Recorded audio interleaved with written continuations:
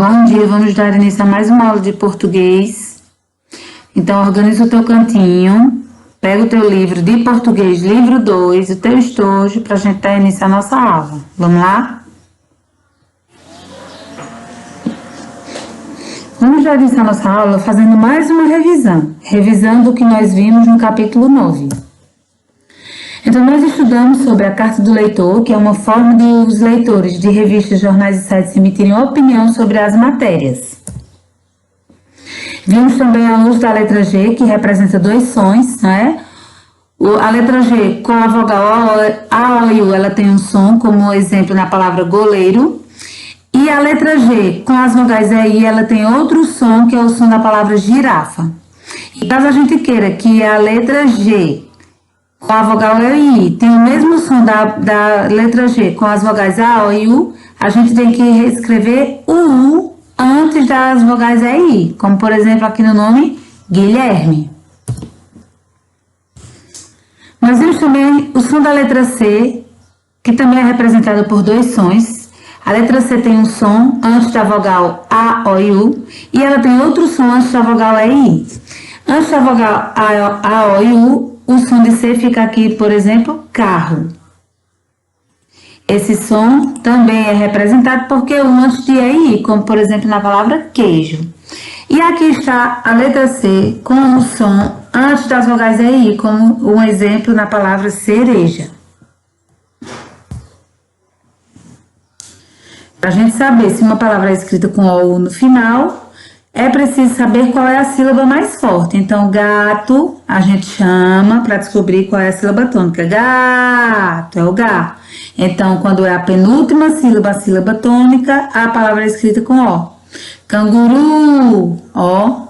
Canguru, a última sílaba. Então, quando a última sílaba é a sílaba tônica, ela se escreve com U. Caso você tenha dúvida se a palavra é escrita com O ou U no final. Faz a dica da sílaba tônica. No capítulo 10, vamos ver aí, ó, informação em cores, imagens e números. Quando nós queremos saber algo, há várias maneiras de conseguir informações. Podemos ler reportagens, pesquisar na internet ou conversar com outras pessoas. Neste capítulo, você vai estudar outra maneira de obter informações sobre um assunto, utilizando um recurso muito criativo com imagens, números e cores para compor a informação, o infográfico. Veja um exemplo a seguir sobre o uso da bicicleta e responda as perguntas oralmente com o professor e os colegas. Então, vamos lá? O infográfico até foi um assunto que nós já estudamos. Esse aqui é o infográfico das bicicletas. A ONU elegeu a bicicleta como o transporte ecologicamente mais sustentável do planeta. Então, 20 bicicletas substituem um automóvel, olha só. Estacionados ocupam o mesmo lugar de um carro. Tá vendo aqui, ó? E quantas pessoas andam, né? E no carro, às vezes, só vai uma pessoa. Os infográficos podem apresentar, além do texto verbal, vários outros elementos, imagens, gráficos, tabelas, mapas, números, símbolos matemáticos e etc. O texto verbal e as imagens auxiliam na identificação do tema do infográfico.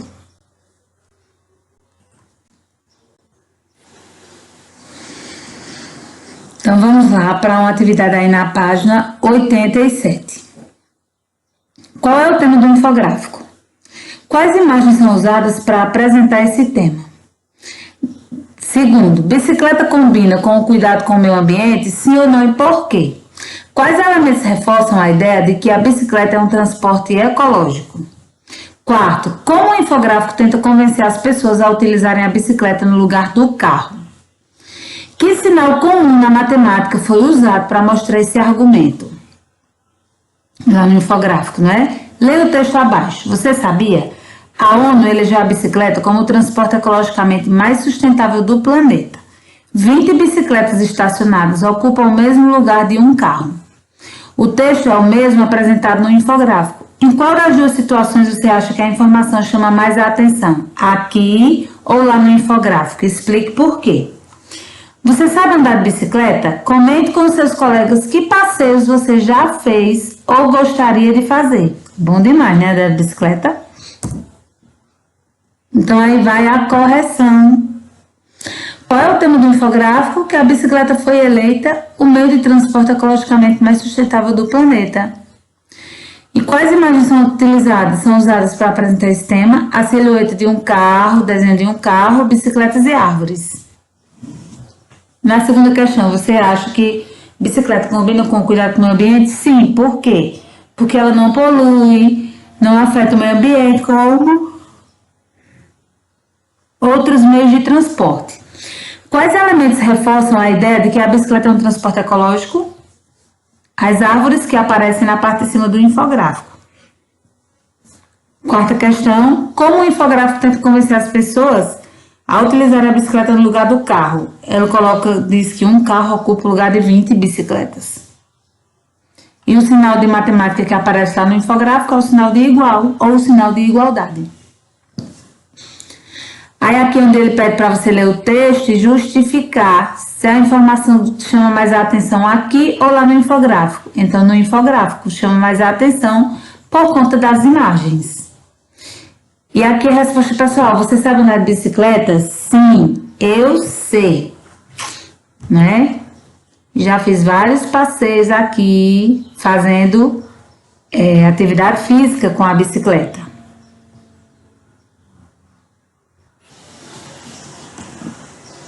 Vamos continuar, página 88.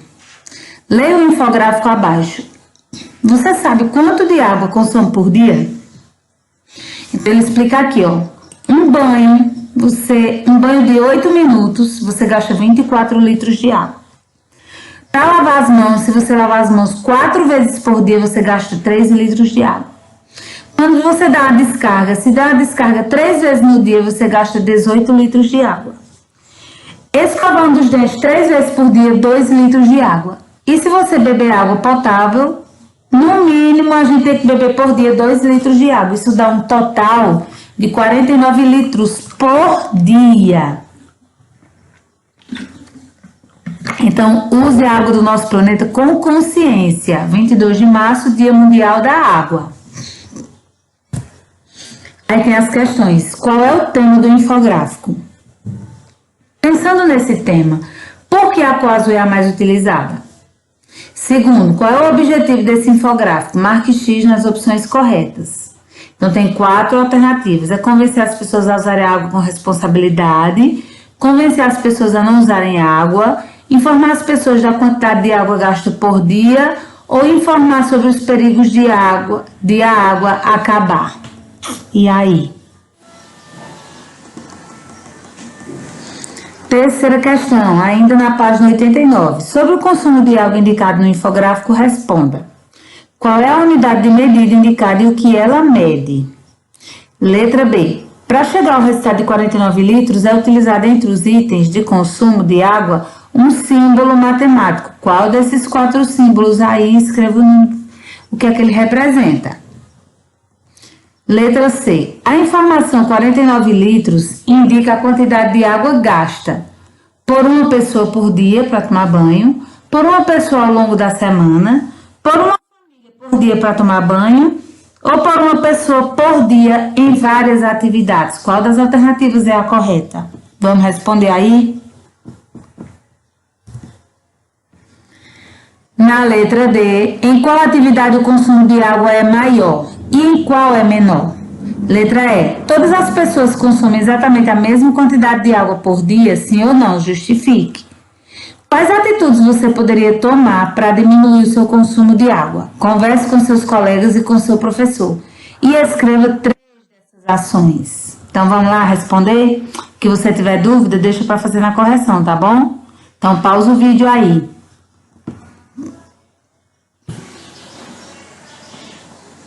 Então, vamos lá dar início para a nossa correção nas páginas 88 e 89.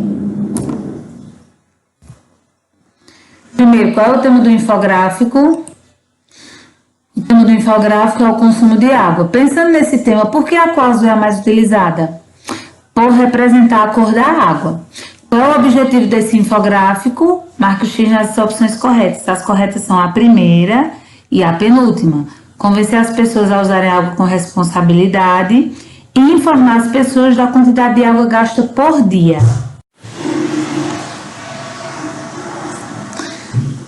Continuando, terceira questão, sobre o consumo de água. Responda aí sobre o infográfico na letra A. Qual é a unidade de medida indicada e o que ela mede? A unidade de medida é o litro e ela mede a quantidade de líquido. No caso, o infográfico, a quantidade de água. Para chegar ao resultado de 49 litros, ele utilizou o sinal de mais. E esse símbolo representa uma soma. A informação 49 litros indica a quantidade de água gasta por uma pessoa por dia em várias atividades. Certo? Letra D.